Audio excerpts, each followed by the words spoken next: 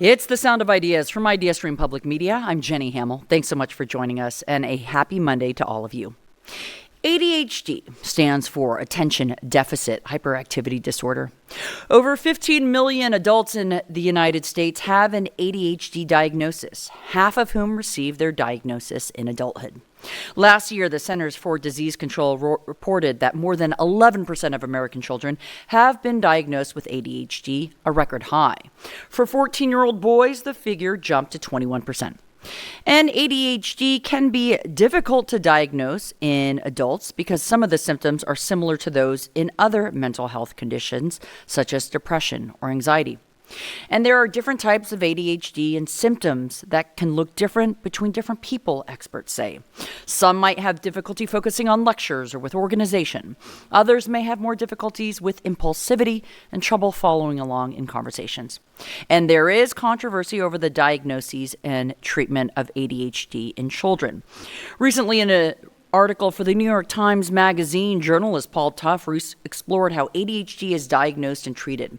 He looked at the commonly prescribed stimulants such as Ritalin and Adderall that are considered highly effective and are popular. He found 30 years of scientific studies have raised questions about their efficacy and safety and about the very nature of ADHD itself. So let's have a conversation this hour about ADHD, which on a personal note, I was diagnosed with as a young adult. Joining me for this conversation, we have Zach Zipper in studio. He is a licensed clinical counselor and someone who was diagnosed with ADHD several decades ago. Hi, Zach. Thanks for coming in. Thank you for having me. Of course. On the line, we have Dr. Hallie Fetterman from the Department of Children's Behavioral Health and Neurosciences at the Cleveland Clinic. Hi, Dr. Fetterman. Good morning. Thank you. Thanks for joining us.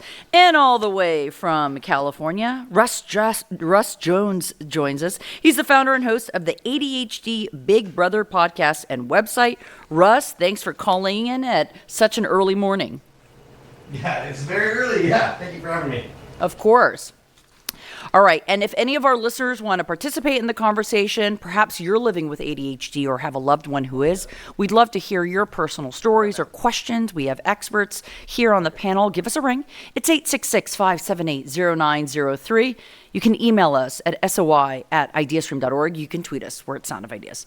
All right, so Zach, let's talk a little bit about your own diagnosis and experience growing up. I understand this was back in 1999 when you were in grade school? Elementary school. Okay. Yeah. So my parents just noticed a lot of extra behaviors from me, that impulsivity in the classroom at home, not being able to just keep focus on that one thing. And my mom specifically said just frustrations that I was experiencing with these things. So with the attention or being told, do X, Y, Z, and I start with Y, then I wait a little bit, go to Z, and then X, and just being able to pick up on frustrations that I was having of why things weren't as easy for me. And around how old were you? That would have been when I was six and a half. Mm-hmm. And how long between you kind of first either showing, oh, I'm having these frustrations with not, kind of following along, and did your parents kind of do something about it? It was fairly quick. Of what I obviously I don't remember because I was young, but of what they've told me over the years, just because of my line of work, it was a pretty quick pickup.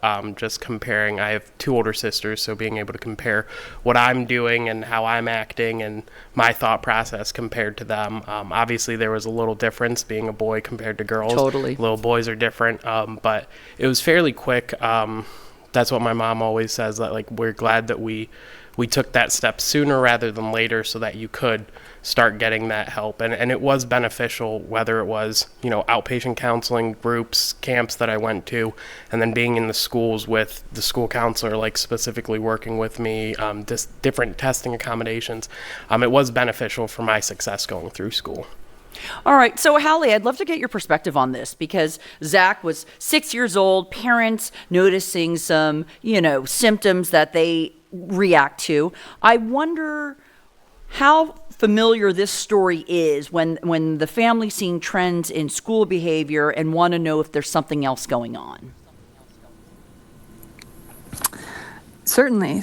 A lot of times, families are aware that something may be atypical in early childhood, but it doesn't typically present as a challenge or significant concern until school, which is where kids are asked to use a high amount of sustained or directed attention. And certainly as kids get older and the demands in an academic environment increase, we can see kids present as, formerly doing well or at least being able to compensate or get by, and then kind of hit a wall and really require some help. All right. So I wonder, when you are talking about diagnosing a child with ADHD, and, I kind of alluded to it in my introduction, but, I think it can be tricky, especially the difference between girls and boys, and when knowing someone might just be a little bit overactive versus, hey, this is a clinical diagnosis of ADHD. As the expert, as the professional, how would you kind of delineate how you should be looking at a child to see maybe this person has ADHD or not? Yeah, it's a great question. So something that's important to know is that all of the symptoms of ADHD are experienced by everyone at some time in their lives, and is generally part of being human, experiencing these symptoms. But what makes them ADHD or meeting criteria for something like ADHD is that the symptoms are occurring very frequently, and they're causing an impact or difficulty in the person's life. So sometimes families or caregivers can state, I've observed my child in comparison to other kids his age, and that's when I really started to notice something, being difficult or different. However, as you've referenced earlier, gender-based differences, and there are a lot of kind of caveats here in the diagnostic process. But specifically for females, there's research coming out that girls can exhibit less symptoms, but experience more impairment, particularly due to their typical presentation of internalizing symptoms or using a lot of compensatory strategies to kind of make up for that. So that would look like a girl who is, quote unquote, doing okay in school, but then spends hours and hours and hours on her homework at home to make up for it. So if you were to delineate what some of these symptoms are, just to make it very clear for our listeners and for ourselves, what would you say some symptoms of ADHD are, Hallie? Sure. So the diagnostic criteria is, incredibly important to know, because that is really kind of a bones of a diagnosis of ADHD. So there are three kind of core parts: inattention, which we may stereotypically think of as difficulty sustaining attention. Kids and adults with ADHD can pay attention. It's, again, in comparison to other kids or adults when they're presented with something or a task that's boring, repetitive, or difficult. We see a lot more distractibility, needing a lot more redirection back. Typical kids might need a couple redirections. They get back. Our kids are really struggling to regulate their behavior and attention in those cases. And then again, when kids become teens, we start to see more advanced executive functioning deficits, such as difficulty planning, difficulty organizing, difficulty getting started with a task like procrastination, difficulty finishing a task. So those are, symptoms of inattention, which are a little trickier to observe because, they're not as potentially blatantly obvious as hyperactivity and impulsivity, particularly in young boys. So that's, again, what we would typically say is our stereotypical presentation. So excessive motor movement, excessive talking, interrupting are common symptoms of hyperactivity and impulsivity. But the other, thing that I'll just make a note of is a symptom that's clearly missing from our diagnostic criteria is difficulty regulating emotions. So we see a lot of kids have difficulty managing their frustration, or their window of tolerance seems to be a bit smaller. And ADHD emotions are similar to normal presentations of emotions, except for scope. So they're very intense. They're very high highs, very low lows. The 0 to 100 can be really difficult. And that does improve over time as brain develops, but certainly there's a place for things like medication or behavioral management and therapy to help. All right, and Zach's nodding his head. We were both nodding our head with some of the symptoms she was talking about, but then with the emotional aspect. So we'll drill into that later. But let's go to Russ in California, our early riser, who has the ADHD Big Brother podcast and website. So what's interesting is you were diagnosed as an adult. Am I right? Yeah, and I'm also nodding my head furiously Sure. at all of those things. So give me I totally relate. Yeah. So give me a little bit of your story. Was it you who went to get a diagnosis? Was it people around you? Because I know from my experience, it was my parents when I was in my 20s, and I wasn't receptive to it in the beginning. But then it was pretty clear that this might be applicable to me. So tell me your story, Russ. Yeah, no, I was the same way. I'm 50 now. So back when I was turning 40, I was my marriage was failing, and so we were in counseling, and the marriage therapist was like, "I think have you ever considered you might have ADHD?" And I got all like, talk about 0 to 100 on emotion. I'm like, "We're here to save the marriage. Why are we talking about my brain?" And so that's what sent me into the deep dive and got a diagnosis, and then I went through all that the grief and relief of the late stage diagnoser, right? Sure. Like I noticed you don't really realize this stuff until now I can put a name to it. And I'm like, oh, I'm not just lazy. Oh my God. Like I remember going to, and this might be a bird walk, but I remember going to community college for the first year. And so I lived there. So I was in a different town. And so the scaffolding that I had growing up, which was filled with all the typical things with ADHD, right? I straight A student, but I would finish all my assignments and then forget that I had them, and I would lose them in my backpack, Sure. But you get good grades because there's the scaffolding that your parents gave you, right? Get good grades or you're gonna be grounded or something. Sure. And you move away and that scaffolding is gone and everything just falls into disarray. Yeah. And I, like my grades, except in acting, just petered out. They went from A's to like C's and then D's. And then I was like, I think I need to move to LA because I think acting is my calling because it's clearly the only thing I'm good at. No tests, except for an audition. Exactly. No, there's nothing. Yeah. I think I'm a song and dance man. And so that was a real bummer finding out that, if only I had some scaffolding in place, that could have changed things. So it seems like you have the reflective ability to look back and kind of mourn for the fact that when you weren't aware of what the obstacles related to ADHD were, you couldn't really overcome them. Would you say that life with diagnosis is much less frustrating, better for you? Now that I have tools, yeah. Tools and strategies, and in some case, people, that the medicine really helps. So it's if the tools are in place, and in my belief, if the community is there, like if you have a community around of like-mindeds that can support the effort, it can change things drastically. You can really manage your life. All right. We want to hear from our listeners, and we are already doing so. Of course, if you want to join the conversation, are you living with ADHD? Do you have loved ones who are? Do you have a question? Give us a ring, 866-578-0903. You can email us at soi@ideastream.org. You can tweet us. We're at Sound of Ideas. I want to read an email from CJ, who wrote in and said, I was diagnosed with ADHD in my early 50s. Looking back, I clearly had it as a kid in the 70s, but nobody used that term back then. My reading comprehension was bad, but I graduated in the top 5% of my high school class. I interrupt people in conversations all the time. I've tried every ADHD medication, and one of them helps a little, I think. I must say I'm not sure what value there is to learning about it when you're this far along in your life career. Somehow I made it through graduate school, and yet I still have trouble concentrating every day.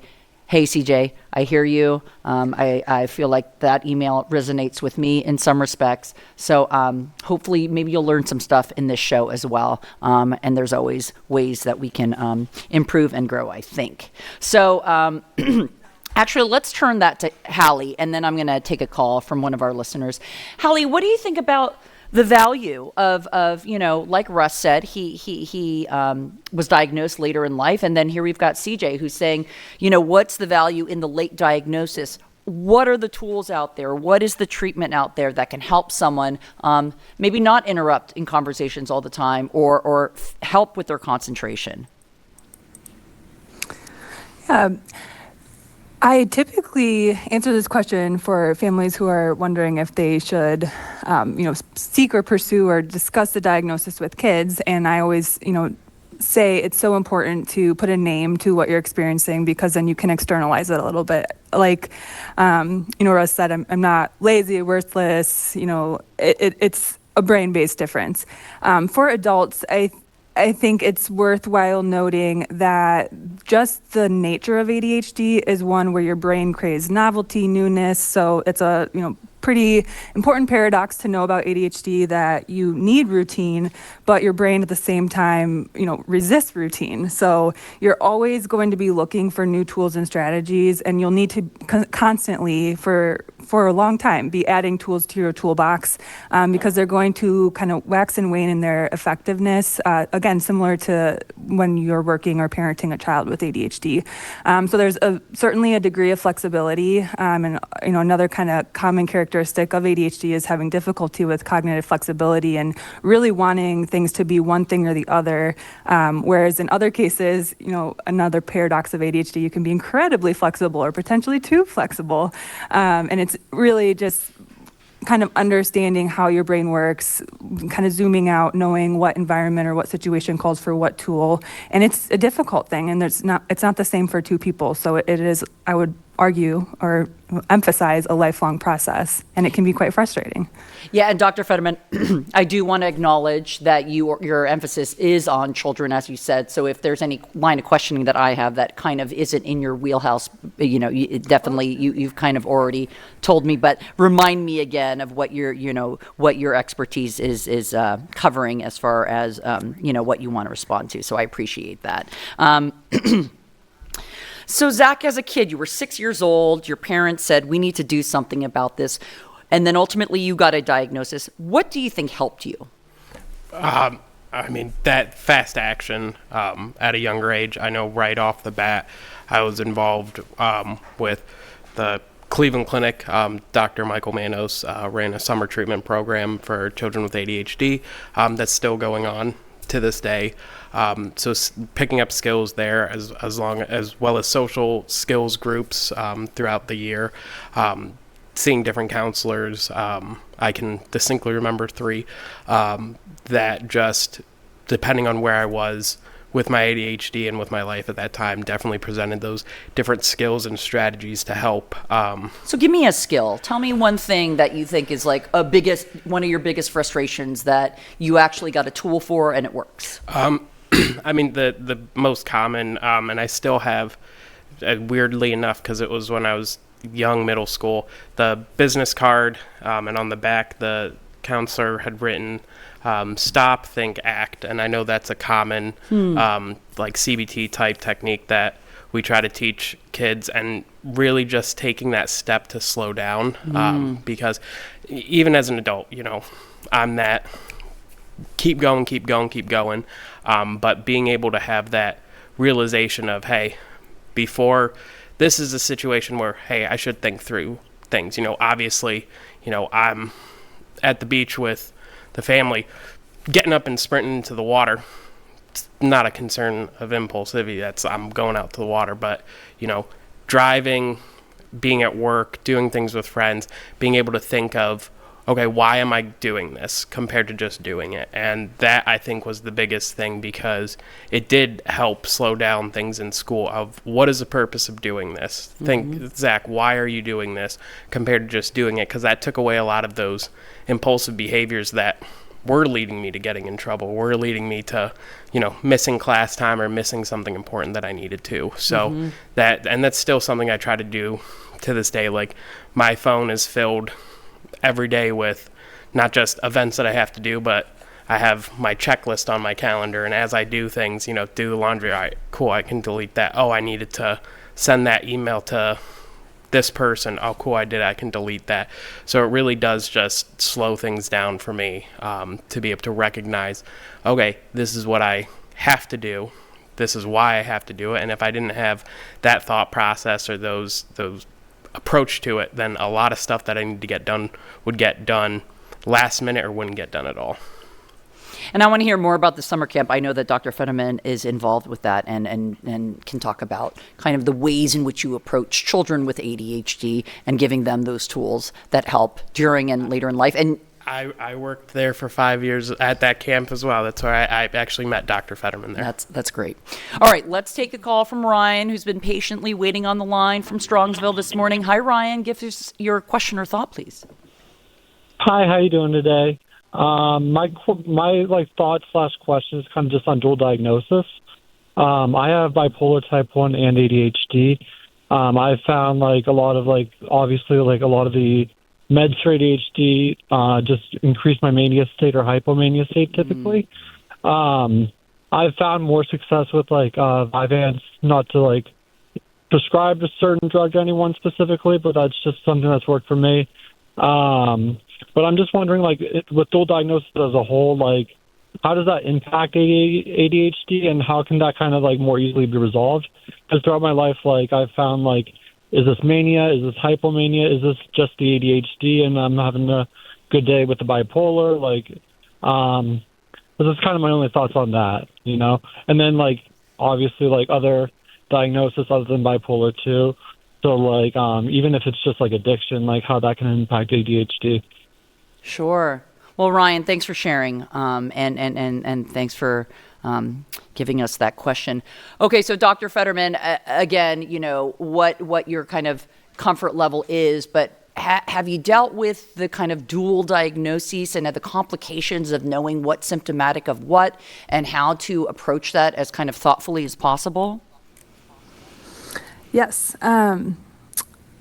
So the first kind of piece is assessment or identification. So whenever ADHD increases in complexity or there's a potential for a dual diagnosis, that means that you need to spend a lot more time with that diagnosing clinician or whomever you're working with, kind of parsing out the timeline and again, environmental triggers or things that are happening around some of your symptoms to get a better understanding. And unfortunately, a lot of ADHD medication, there's significant efficacy, so it can be incredibly helpful, but it can also, vary depending on the person. And I always tell families who are really grappling with the decision to medicate, I really won't know unless, you really won't know unless you try. And the thing that kind of resonated for me, and although you mentioned too that I typically work with kids and teens, ADHD runs in families. So a lot of the kids and teens I see have parents who have ADHD. So we are talking a lot about all of the, different ages and stages throughout therapy and diagnosis. But sometimes it's not helpful to get stuck in that loop of what is what. And it's more helpful to kind of focus on what will I do about it. So, again, there's caveats for that. There are some symptoms that are not part of an ADHD diagnosis, and that should be potentially treated or managed differently. But when there's symptoms that are shared, a lot of the times maybe it doesn't matter why it's happening, but again, what are the strategies that you're using to manage it? All right, let's take a quick break, very short, and when we return, we will continue this conversation on ADHD. I'm Jenny Hamill. This is The Sound of Ideas. We'll be right back.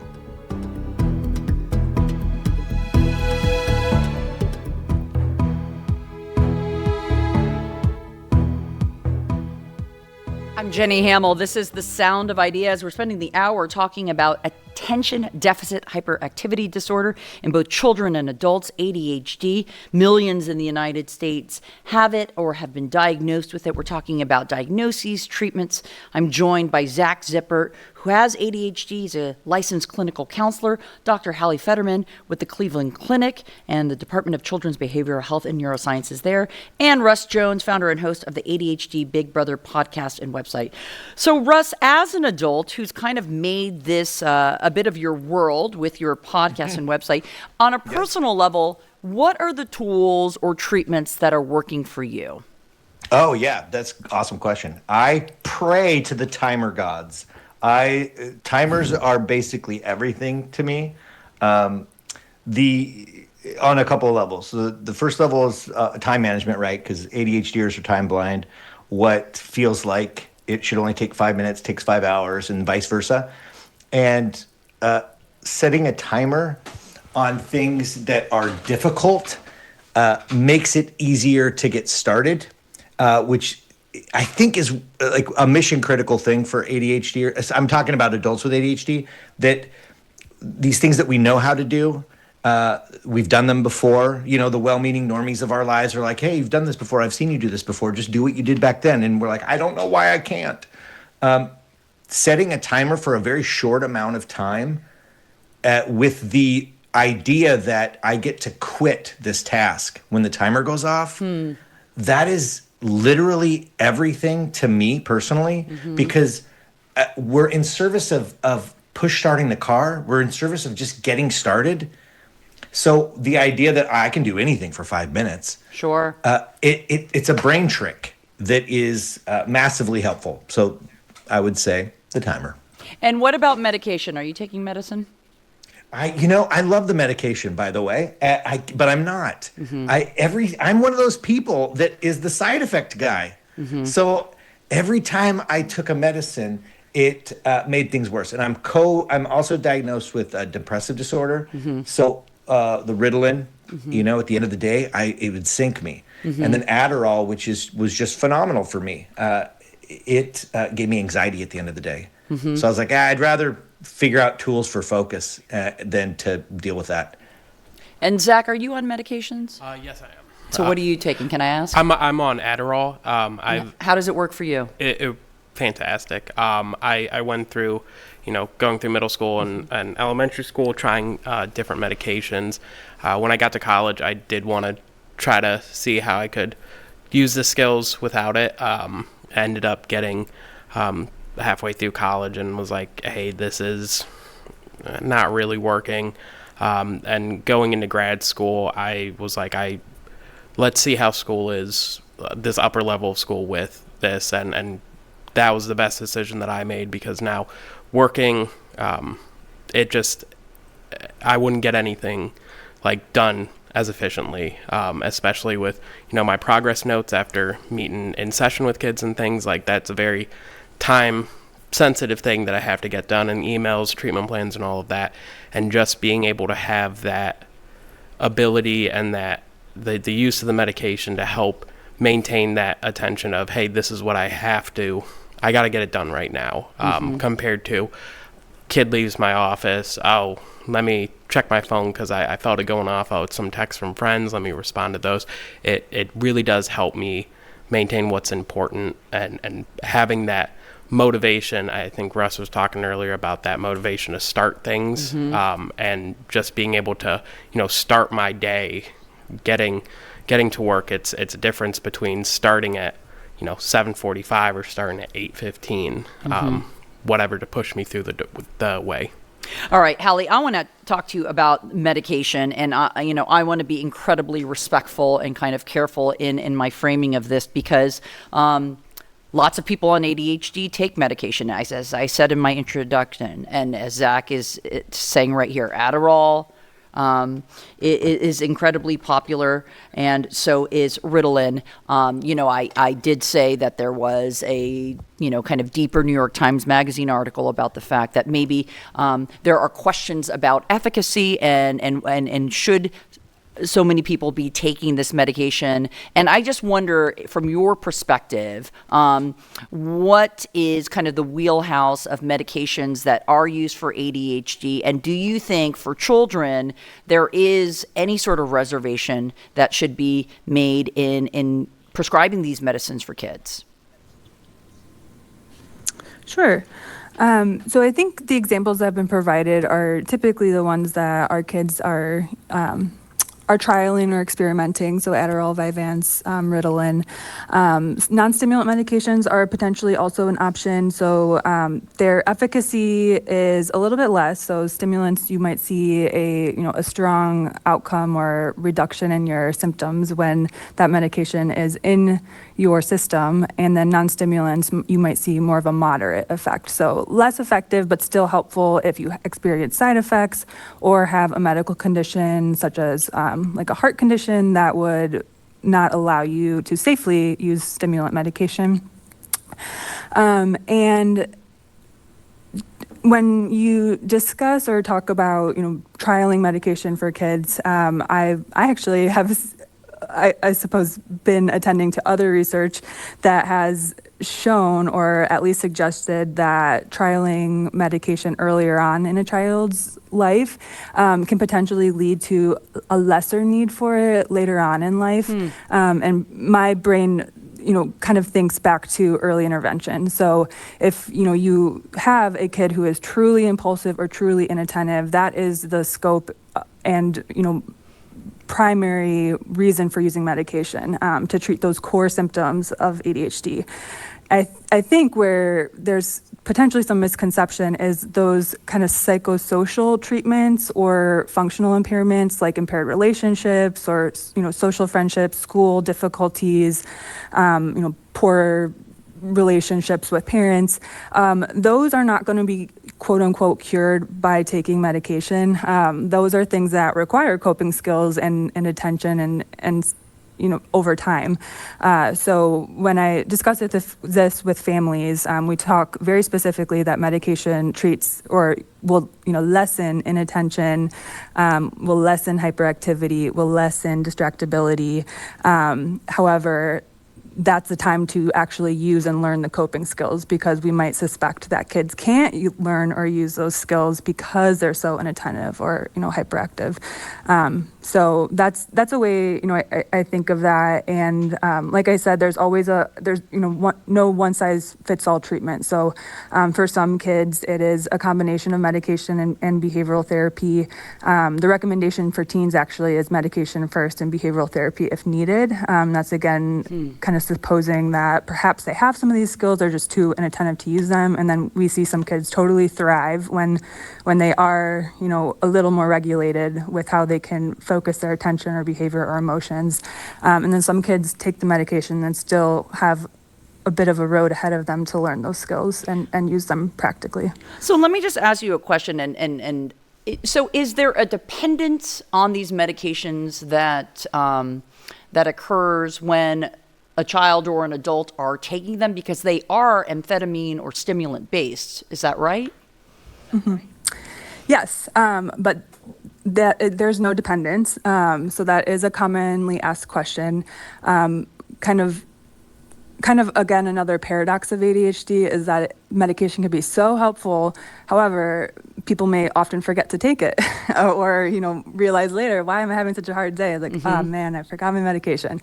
So what the research is finding actually is that there is more risk for abuse or substance abuse or use later on if ADHD isn't treated. And that's typically because people will find a way to self-medicate. So that could be caffeine, that could be other types of stimulants that are, not helpful and could be, addicting to a brain.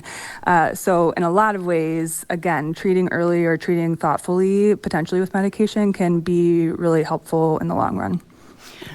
All right, we are getting a flurry of emails, so I want to get to some of those. And again, ask our listeners if you want to participate in the conversation. It's 866-578-0903. You can email us at soi@ideastream.org. Elizabeth wrote in saying, I want to stop the cycle of ADHD in my family. She says she's 60 years old, self-diagnosed, had attempted to treat it with medication and self-regulation, but never found anything that works long-term. Her daughter is dealing with the perpetual cycle and sees it in her adult siblings too. She would like to get off the roller coaster of ADHD. Where does she start? Are there self-help tools or apps that can help without high costs? I wonder, Russ, through your website and your work, what have you found as far as resources that are out there that maybe the critical mass has found to be helpful in kind of living and thriving with ADHD? Absolutely.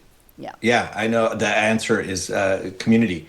So we have a community at ADHD Big Brother, but I know there's free communities out there. ADDA has a community. I'm not sure if it's paid or not. But what you'll find is that so many of us are trying to do this on our own because that's like kind of the normie world is like, you have to have willpower and integrity and do things on your own. But when you're learning these skills, we really need each other, in my opinion, to be like, you're having trouble with your laundry. Okay, let's get on a Zoom call and let's body double, audio on, and we'll complain about it together. Just do these things. It's generational, right? So I don't know that you get out of a cycle of it, but what you can do is manage it. And if you can manage it, nothing beats a community. I haven't found anything where you actually can relate to each other, and so you don't feel so alone in the struggle. Because that complaint that I get of like my kid has it, I have it, and especially the late in life diagnosed, we're all swimming in like, why am I so bad at life? Why am I so sucky at this? Sure. And you get a group full of those people together, and now you're sharing insights and you're sharing, well, this is what I do, this is what I do. Sure. And it helps big time. And Zach, you're nodding your head. So what is, it's so interesting because I have always floated through my life with my ADHD and felt it was a very solitary experience. It can be lonely because you do get frustrated, and I'm not as, productive in some ways as like my wife is, and it can be frustrating to me. I've achieved well, but it's come with its own personal obstacles. Everyone on my producing team could probably say how distracted I can be, and they're laughing in the studio. I applaud you for working with me, but I've never thought of creating a community or being in a group for it. So I wonder what that does for you, because you also kind of agree with that, right? Yeah, and definitely the isolation aspect. Growing up, I was always I'm different than everyone else. Yeah. Because obviously middle school, I'm not going around talking to my friends, hey, are you diagnosed with this? But even going into adulthood, I'm very vocal. All my friends know I have ADHD. I have an ADHD tattoo. They all know that I have it. They don't know exactly what it is going on in my head at all times. Yeah. Even my wife, bless her for putting up with me. She doesn't know what's going on in my head all the time. But that community of other individuals, like my friends who have ADHD, like talking to them is so different than talking to somebody without ADHD about the struggles. And it's not just the community of other individuals with ADHD, but it's the community that you set.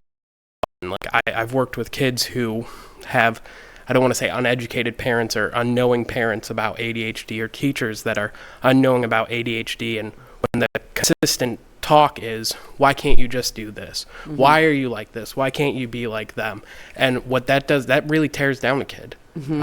I know I was a kid, I had a 5th grade teacher ask me in front of the whole class if I took my medication that day. And that day, week, month, I was just in a bad place, because to me that was pointing out, hey, something's wrong with you, you need this medication. Sure.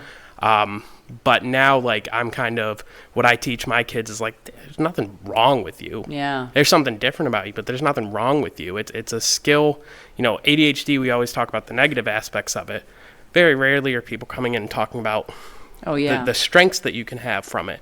And that's the work that I do with my kids. I try to focus on that too, because there's going to be some struggles in school. There's going to be some struggles doing this stuff, but let's look at those things that you can thrive in using this ADHD. And when you have that community, positive community from them, that goes a long, long way in managing those symptoms as well, because you have that support behind you.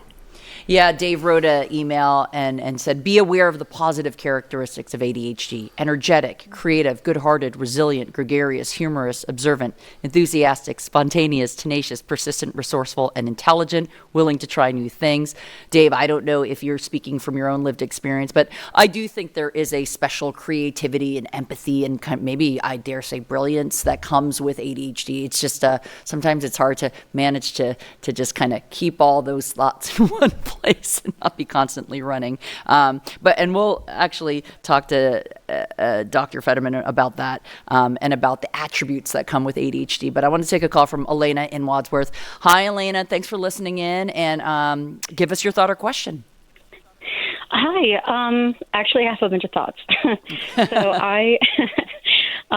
So I do have a total ADHD brain. Okay. I have been highly creative and all over the place since I was very young. First time I picked up a crayon, I knew I was an artist. Whenever I was in the third grade, I was so disorganized, I guess, that my school handled it by giving me 2 desks. This was back in the 1980s. They gave me an aide, which was kind of embarrassing. So whenever I got that diagnosis, I was automatically put on ADHD meds. Mm-hmm. Unfortunately for me, it kind of dimmed the creative side of my brain. So I felt a little bit like a robot. I felt that it took away the one part of me that I loved. I refused to take my medication. I would do everything to avoid it. I would, go to the office and they would give me the pill at lunchtime, and I would go and I would spit it into the water fountain. Mm-hmm. So it wasn't until high school that they put me on Adderall, which I tolerated better than Ritalin. But even the Adderall, I felt it just wasn't for me. Mm-hmm. I recognized where it definitely helped me. It's part of the reason why I was actually able to graduate high school, because I was able to focus on what I needed to focus on in order to achieve the grades that I needed to do, in the structured setting of a classroom. But again, the creativity was affected. So as soon as I graduated, I took myself off. I tried to go to college. I excelled in all of my creative classes because I was going for studio art. But in my academic classes, the ones where you had to sit down and type a paper, it was taking me so much longer than everyone else. Sure. I didn't succeed. I had to drop out. I decided to go back then as an adult. Whenever I was 38 years old, I had some things happen in my life that, kind of derailed everything. So I was like, you know what? Instead of laying down, I'm going to pursue the thing that I wanted to do whenever I was younger. Now that I'm, have a little bit more maturity and I've figured out some routines, let's see if we can make this happen. So I did. And not only was I successful, but I actually graduated like 1 point short of summa cum laude. Congrats. Yeah, thank you. In art education. But there were so many things that, again, I was watching my classmates. I'm like, this is so easy for you. And you were like 20 years younger than me. Mm-hmm. I have gained a ton of empathy and understanding through lived experience, not only myself having ADHD, but all 3 of my kids have ADHD. So seeing the symptoms in them and understanding, like, you're not doing this because, there's something wrong with you. Your room is, yes, always dirty. Instead of being like, okay, we'll go clean it, I would go in there and sit with them. That's great. Oh. That into my practices as an art educator. That was my degree. Recently, I was working at an inner city middle school, and I would say a good 25 to 35% of my students were on an IEP for ADHD. All right, Elena, do you have a final thought? Because I'm going to have to wrap you up just for a matter of time because we're running out of time. What I was going to say is that I struggled, honestly, as an educator in that setting with my own ADHD, even though I had so much sympathy and empathy for my students. Mm-hmm. I ended up quitting. Okay. At least that setting. I actually moved to the high school setting where I feel like I can maybe thrive a little better. All right. Well, I appreciate that, Elena, and it's so complicated, and how to know how to approach it, I think, is different from different people's perspectives. I wonder, Hallie, when it comes to kids with ADHD, what is and how important is the school's approach to helping the child as a student, in nurturing them and their relationships with other kids, etc.? Yes, incredibly important. So a lot of kids, that's their primary struggle is the school setting. It demands, like I said, a lot of directed attention. Tasks are, unless they're of specific interest or a topic they really like, it can be very difficult for kids to persist with some of those tasks. So certainly schools are required to educate and then help kids with accommodations or strategies that work, for their brain or help them show what they know rather than their grades or performance be a reflection of their ADHD symptoms. It's can be difficult to receive the right supports. Zach's story, unfortunately, is common, and I think currently there is more empathy and understanding from educators, but they're also, I'm a previous school psychologist, so I always say this with that caveat because they are also, working and dealing with a lot of restrictions and things that they need to do as well. And really just the education setting is, as we know it now in our country, is not set up for kids with ADHD. I'll wrap up by saying the school is so important because it is the point of performance. So that is where a lot of kids are struggling. When you have ADHD, it is not a skills deficit. Usually kids know what to do. They have trouble doing it when it matters. When kids with their caregivers present at therapy or at our center requesting help specifically for the school, we can provide some education, but really we need to drill down and, how are you actually supporting that child in the moment when it matters? Because that's the only way they're going to build fluency with that skill. And then, Hallie, how would you encourage parents? And we're getting so many emails with personal anecdotes. I truly appreciate everyone writing in, and I can hear in some respects the frustration, especially when they recognize it in a sibling or a parent or a child. What are you telling parents to do as far as, for life, being as supportive and encouraging and maybe being the best guides that they can for these children? Yes, a really important part of a treatment plan for a child with ADHD is education on the behalf of the caregiver or person who is helping them learn to navigate the world. I always tell families, as a child, you are your child's executive functioning skills. You're their prefrontal cortex. It is growing. Your brain is not developed until your late 20s, and in ADHD potentially later because of that delay. The method or some strategies, families come in with is kind of sink or swim. So, hit rock bottom, then they'll figure it out. Not helpful for a kid with ADHD. You always have to find the balance of, promoting independence, but scaffolding and giving more support and pulling back and really trying to help them achieve independence, but not too fast because, their brain is catching up a little more slowly in some areas related to executive functioning and just management of symptoms.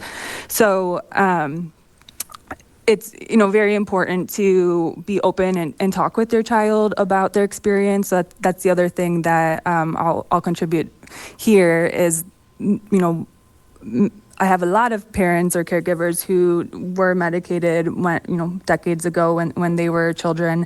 And I always say medication has advanced pretty substantially. So there's a lot more options and choices, but I also think caregivers and parents now are a lot more open with their kids, especially if you've had the lived experience and have, again, a brain that has become fully developed, can look back and understand your experiences through a different lens. Being open with your child and asking, do you like the way this makes us feel? Is this helping you? Helping them understand their ADHD diagnosis is incredibly important to, helping kids learn to advocate for themselves. So that's the other thing is, as a parent, you advocate for them now, but you need to teach them to advocate for themselves when they are on their own. Yeah, and we are running out of time, unfortunately. Again, just a flurry of emails that I wanted to get to. But I want to ask Russ, a lot of the people are expressing kind of frustration of how do I work with this now? So if you had a buddy who said to you, I think I'm ADHD, I'm so frustrated, I think I could be accomplishing more in my life. I mean, what direction would you point him or her to? Yeah, absolutely. But can I say something really quick first? Yeah, we're running out of time, so you got to... Yep, this is beautiful. The fact that you're getting all these emails tells me that there's people out there that want to say, they want to tell their story, but they can't. Because how are you going to tell people about, I struggle with these stupid basic life things? You're like, no one's gonna like joining a community, getting around people that are experiencing your experience, and then like these beautiful like life stories that you're getting from people that you're getting in this email right now. That it's an open door to express yourself and talk about your struggles, and that's how you get on the other end of the struggle, is through community. I really believe that. Yeah, and if any resources that we find, I'm going to ask our guests whether it's websites or books out there. I always say I can't wait to have a little more time to read a book on ADHD, and I'm going to finally start my daily list. Maybe I'll do that today. I have found this hour incredibly helpful, and I wish we could talk about this more, but I do appreciate everyone's time. And I want to thank Dr. Hallie Fetterman with the Cleveland Clinic, Zach Zippert, who is a clinical counselor, and Russ Jones, ADHD Big Brother podcast and website. I'm going to check it out. I appreciate all of your perspective and time this morning. Thank you for having us. Thanks, Jenny.